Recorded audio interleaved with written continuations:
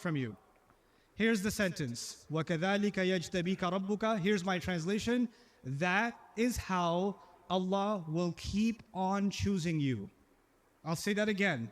That is how Allah will keep on choosing you. That is how Allah will keep on choosing you. This is the first thing he tells his son, the first positive thing. I want you to understand what this means. He's not talking about Allah already chose you. That's not what he's saying. He's saying Allah will keep on choosing you. So let's talk about choosing. How is somebody chosen for the school football team?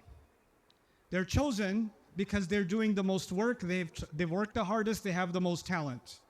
If they want to go from the school football team to the city football team, they have to cover more challenges or less?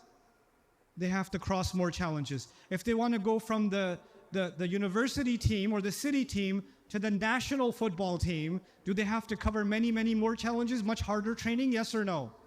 And if from there they want to join the Olympics team, do they have to cover even more challenges or no? Fine. Whenever you want to be chosen, you have to overcome harder challenges, yes or no? Same thing with a job. If you have a job and you want a better job, then you have to show that you have come over many, many bigger challenges. And the bigger the job, the bigger the challenges, right? When you're in school, you finish high school, university is a bigger challenge. But if you want a master's degree, there's going to be a bigger challenge for you to be chosen for that task. Then for a PhD, even a bigger task. You understand that, right? So the only way you can grow, the only way you can become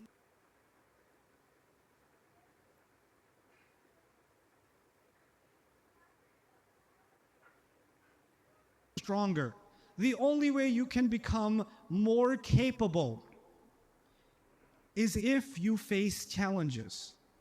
Without challenges, you cannot grow. Even the human body cannot grow, cannot become stronger if it is not hitting challenges. Some of you like to exercise. If you keep exercising the same amount of weight and you don't challenge yourself, you're not going to improve. You have to keep pushing harder and harder. This is the system Allah made for growth.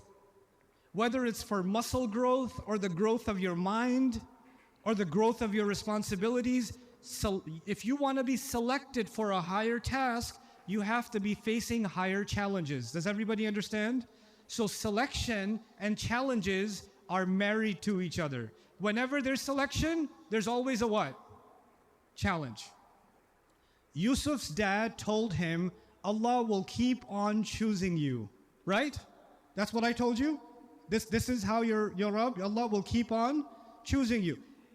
Which means Allah will keep on giving you challenges. He's telling Yusuf, Allah will keep on giving you one challenge, another challenge, another challenge, another challenge. Your first challenge might be your brothers. Your second challenge might be a well. Your third challenge might be the people that take you out of the well. Your fourth challenge might be the slave market where you're going to be sold as a child. Fifth challenge might be when you're living in a different country, in a different language, and you're living as a slave. Your sixth challenge might be your youth. Your seventh challenge might be this crazy lady that's going to try to humiliate you and accuse you. Your eighth challenge might be you're in jail. Oh my God. Challenges, challenges, challenges. But he doesn't see these things as a disaster. What does he see them as? Challenges that are meant to make him what? Grow. That are meant to make him grow. Yusuf, his father, he put something in his mind that life will always be filled with challenges. And if Allah wants something great from you, then He will put a great challenge in your life. Because if you have a greater challenge, that means you were ready for a greater challenge. Because Allah is selecting you for something even greater. You understand? Now this is very different from the way we think about challenges. We don't call them challenges, we call them disaster. We call them difficulty. Ustad, my life, I keep having more and more difficulty. And I just give up hope sometimes because there's so much difficulty, and there's even more difficulty, and there's even more difficulty, and everybody around me has taken advantage of me, and people don't support me, and the people that are supposed to give me love, they don't. I'm so abandoned, challenge, difficulty, disaster, and I'm losing hope, and I'm like, have you read Surah Yusuf? The way you're supposed to think about your difficulties and your disasters is what? These are things Allah will put you through so that you can what? Grow. Now listen to this. This is the last part of this second episode. Very important. No one is a bigger victim in the Quran than Yusuf. No one is a bigger what? Victim. He's a victim of family abuse, yes or no? He's a victim of physical violence. He's a victim of abduction. He's a victim of a traumatic experience. I don't know how long he was in the well. Was he there for days? Was he there for a week? Was he starving? Was he drinking mud? Was he getting bit by snakes? Was he getting bit by insects? Was he scared in the middle of the night? Did he hear animals? Did he get traumatized that he was crying and crying for his dad and nobody could hear him? This is a victim. Somebody that goes through that might have therapy for the rest of their life. They still have nightmares about it. Then when he got pulled out of the well, instead of being relieved, a couple of criminals get him. They beat up this child. They cover his mouth. They tie up his mouth. They throw them in a bag of rice or underneath the bags of rice because they want to hide him. Like they treat him even worse. He doesn't know where he's going to get taken, and he gets taken to a market where they sell animals and they sell children. And usually they keep those kind of children naked and they tie them with ropes, and they have to use the bathroom in the barn right there in front of everyone. And then people come and they grab their jaw and say, let me see his teeth. Let me check his nose. Yeah, I'll take this one. I'll take this one. He was in this market. He was in this market being sold like an animal. You think that's something easy? Is that abuse? Is that child abuse? And then he's taken to another country. He will never see his family again, and he's going to be treated as a slave. Maybe after some years he starts getting over all of that abuse, and life is starting to look normal again, and then Psycho Lady comes and says, come over here, like Scorpion from Mortal Kombat. Get over here, hey Talak. And he's nuh-uh. No thanks, don't want to go to hell. He runs, opens the door, and guess what happens? He was innocent, and still new trauma for him. Where's he going to spend many years of his life? In jail. Man, there is no bigger victim in the Quran. And by the time, if somebody is innocent and they're thrown in jail, you know what they talk about all the time? Man, I didn't even do anything. They put me in here and I'm innocent. He'll always be complaining, I'm innocent, I'm innocent, I'm innocent. And what's crazy is when you read about Yusuf in jail and a couple of people talk to him, he says to them, Allah has favored us. Allah has especially favored me. That's what he says. And I'm like, if I was one of the prison guys, I would have been like, bro, Allah has favored you? Like where?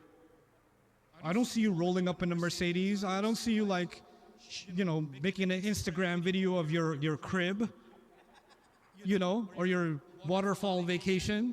Allah has favored you. What you talking about? What is this? I'm pretty sure if someone's in jail, they're not going to be like, favor of Allah, mashallah. Like they're not going to do that. How has Allah favored him? Because he knows something people don't know. وَلَكِنَّ أَكْثَرَ النَّاسِ لَا يَعْلَمُونَ. People don't know that challenges in life are actually a way of Allah choosing you for something even bigger. Let me tell you something about Yusuf. When he came out of jail, what did he become? He became the minister. But as the minister, he knew how the criminals think because he was dealt with criminals when he was in the well. He knows how close family members cannot be trusted. So just because someone is close doesn't mean they can be trusted. He knows how the criminals operate inside the prison. He knows how the slaves work and the lower economic classes work and how they think because he was a slave himself. He knows how the politicians are in their public speeches, but he also knows how the politicians are inside their homes in private because he used to work inside a politician's house. He knows the inside, he knows the outside. He knows the top, he knows the bottom. He knows the good, he knows the ugly. And now he's in charge of the country, so he doesn't just know the top, he knows the whole thing. Allah grew him and grew him and grew him and matured him and gave him experiences, because without those experiences, he could not save Egypt. Because when Egypt was in crisis, it was an economic crisis, yes or no? Now, you guys know when some countries have a crisis, they send aid package. You know that? They send big aid packages. But the aid package comes in the ship container. Yeah? And the ship container lands at the dock. And there's some corrupt people on the dock. They take 5%. And then it goes on a truck. And the truck driver takes 1%. And then they get to the police checkpoint. And the police checkpoint takes 2-3%. Then they get to the head of the village. And the head of the village says, I have my needs. He takes 5-7%. By the time the food reaches the poor people, there's nothing left. You understand that happens? That happens because even though the government said, we're going to give $1 billion in aid, there are other steps along the way where there's corruption. You understand that? Yusuf is going to give aid, but he understands every point of corruption because he's seen it from the inside. Nobody's more qualified to handle this. Now we say, oh, that's why he was in jail. Oh, that's why he was in the well. Oh, that's why he was surrounded by his brothers. Every one of those challenges grew him, matured him, prepared him for saving millions of lives. Do you understand? Okay. Now what did I say? I said there is no bigger what in the Quran? Victim. But the amazing thing about Yusuf is he never called himself a victim. Never. Because Allah put something in his heart through his father. You are not yes, you are a victim of your brothers. You are a victim of abandonment. You are a victim of false imprisonment. It's true, he is a victim. But he will never call himself a victim. He will call himself someone blessed with challenges. This is how he will self-identify. He will self-identify as someone being blessed with challenges. What are we learning? How do we have to identify ourselves? Someone blessed with challenges, even if we are what? Victims. Now let me tell you something about you. I'm going to accuse you. This is going to be fun. How many people love Surah Yusuf? Like 3 of you? Okay. A lot of people love Surah Yusuf. And let me tell you how. I love Surah Yusuf. I relate to it so much. My life is just like Yusuf alayhi salam. Seriously, he went through so much, and I've gone through so much, so I really relate to him. And you know what? Everyone in my family is like Yusuf's brothers. My mother, my cousin, my uncle, everybody else. You know, I love it so much because everyone was so jealous of him, just like me. I'm not jealous of everyone, but I don't know why everyone's so jealous of me. You know what you just did? You celebrated being a victim. Ironically, that's the opposite of what Surah Yusuf is teaching. You never celebrate being a victim. You don't even identify yourself as a victim. You identify yourself as someone being challenged, chosen for a challenge. And that challenge will come from family. That challenge will come from corruption. That challenge will come from abandonment. That challenge will come from fear. Inside challenges, outside challenges. Oh my God. Now let's take a reality check. Online today. You know, back in the day, money used to be a currency, yeah? Money used to be currency. Then currency changed. Nowadays, after social media, popularity has become a currency. How many followers do you have? How much engagement do you have? How many likes do you have? Right? Now, because following has become a currency, people try different things to have following. And one of the ways to get a lot of currency, a lot of following, is to talk about what a victim you are. So people talk about how they're a victim of abuse, how nobody understands them, how lonely they feel, etc., etc. Yeah? You remember in the beginning I told you we're looking for space, right? So now people have said, well, my mother's not going to give me space, my father's not going to give me space, my husband's not going to give me space. I'm going to find space on TikTok. I'm going to tell everyone how hurt I am and how sad I am and how lonely I am. And at the bottom, I'm going to get comments like, you go, girl. Or I feel your pain and I get you. Feeling the same, broken heart emoji. And now the thing is, this used to be, oh, this is just the kuffar. They do this. Nah. We do the Islamic victim business. You ever seen the Islamic victim emojis? People write emojis like, when sabr is the only thing you have left, just like Ya'qub. And then people at the bottom write, MashaAllah, I know how you feel. You go, girl. Alhamdulillah. You're writing, and then you guys are writing about when they do this to you, when they lie to you, and you can only turn to Allah. When tawakkul is the only thing that is left. One of the best Islamic victim, posts that I saw was some young person who took a picture of themselves while crying. And the funny thing they wrote was, when you shed a tear, but only Allah knows. Really? Really? First of all, how did you do this? I am impressed. And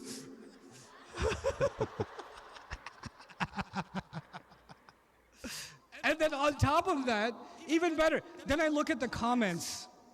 Aww. And then the really round face with a lot of tears.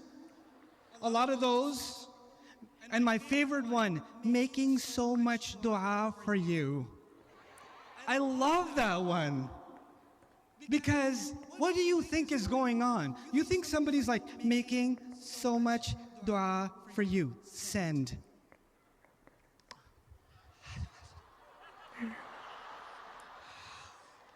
You think that's what's going on? We have become a culture, the world has become a culture where we celebrate being a victim. We want to talk about our abusers, the people who did wrong to us, the people who lied to us, the people who cheated us, the people who hurt us in some way. You know what? Yusuf alayhi salam should have been talking about that his whole life. He went through a lot more trauma. And yet, he says, in the middle of a jail, Allah has done me a what? Favor. I'm special. Allah has chosen me. We have to rise above our victim status. We have to identify ourselves as people being challenged by Allah. This is really, really important for us. Really important for us. So as I close this second episode, we're getting ready for our third episode. How many episodes did I say I'll give you? Good. You guys doing okay? I don't really care, but still. I relate to Yusuf alayhi salam so much. I'm going to tell you something else. You know who I relate to? I relate to his brothers so much. Now some of you are like, ah! I was sharing this story in Belgium, and I said, I relate to the brothers of Yusuf so much. One lady in the corner, she goes, ah! And I was so impressed with her. Ah! So I went to the mic and I said, can you do that again? And she did it again. Yes, I relate to his brothers more. Some of you are wondering, who do you want to throw in a well, Ustad Norman? I'll tell you after a break why I relate to who?